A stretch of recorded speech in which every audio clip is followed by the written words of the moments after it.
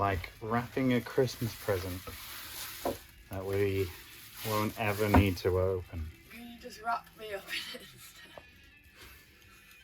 Sure. So after a brief interlude of going to A&E to see if we needed to get a tetanus jab for Ash because she stood on a rusty screw, we're cracking on with the floor. We've got a really good deal on this gold insulation and From a company in Yorkshire. a company in Yorkshire, I didn't know that. Off eBay. Oh, that's why it's so good. Anyway, we've got so much more that we're going to keep layering some more into the boat. Now, this is where somebody will be like, don't do more insulation, but we kind of don't care. We feel like the more the better. So it's all stacked up under the bricks, and there's some gaps in the subfloor, like right in the bilge, where there isn't any bricks for the ballast. So we are just filling that with as much insulation as possible. So hopefully it's a nice toasty boat in the winter, a nice cool boat in the summer. And Sort of given up on accuracy. Ash has given up on accuracy, but these are nice little strips that we're slotting underneath the floorboard. And I've just screwed in the first subfloor at the back. So that's a monumental thing. So I'm going to go set up a time lapse to see what I'm doing at the back after I've put in as much insulation as we can. And screw the floorboards in, and then we can start building. And then Hefty is going to be back here this afternoon. Genius. And we spent a day the other day tinkering and fiddling and designing and problem solving. But then today should just be building. And if he's worth his salt, he'll have the boat done by tea time.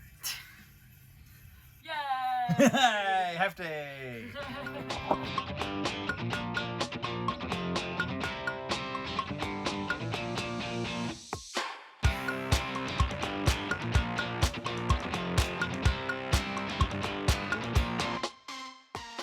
When you're working on a boat, you want to maintain harmony. Just reset the balance every now and then.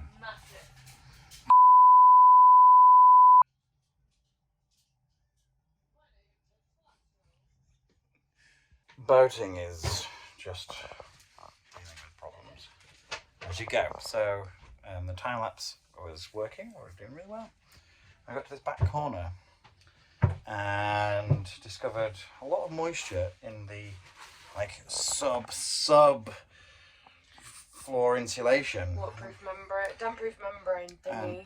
And then we found a nice little kind of puddle that's there in the waterproof membrane, and then some water underneath this bit over here. So first of all, it shows that what we are doing is actually working, because water dripping in is being caught by the insulation and the waterproof membranes, where it's not sitting in the bottom of the bilge, which is the first thing. Go Ash, figuring that one out.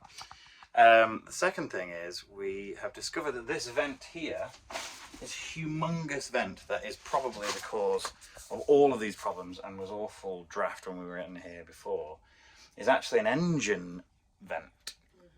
And a mighty fine engine vent as for when the engine was in here and the boat stopped there. Then the guy before has extended the back of the tiller and didn't take this out. So this is meant to be like for keeping the engine nice and cool and aerated, and it kind of doesn't matter if water comes in, but it needs to be a big old vent. But now it's a bedroom, we need to take it out. And it's not being welded in very well, it's not being sealed very well, and we think it's the cause of a lot of the issues that was down here. An enormous amount of wood rot.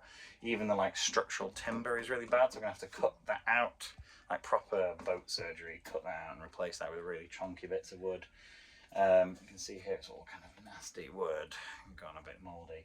But here's a top tip for boat fixie people: get nappies.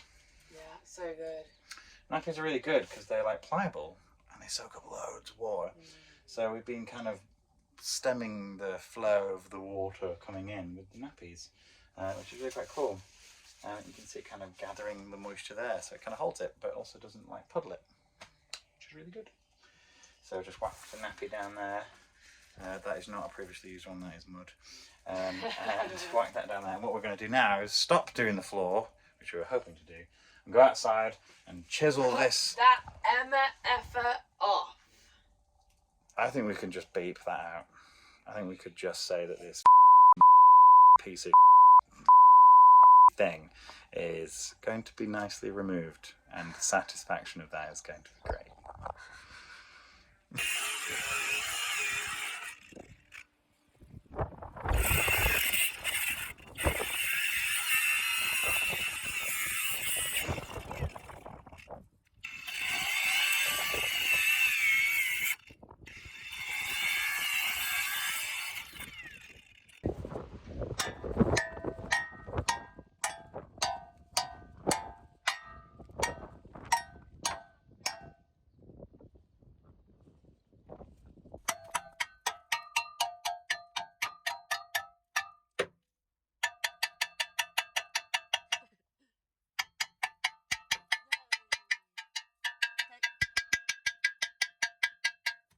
Okay.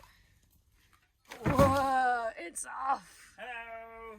And now we can sort out this leak thing. What was worrying Yeah. was that that's meant to be welded into this metal, which is the boat. And as I was using the angle grinder, it was like cutting through it like butter. So there were some bits of the weld that was so bad that it was mostly just sealant.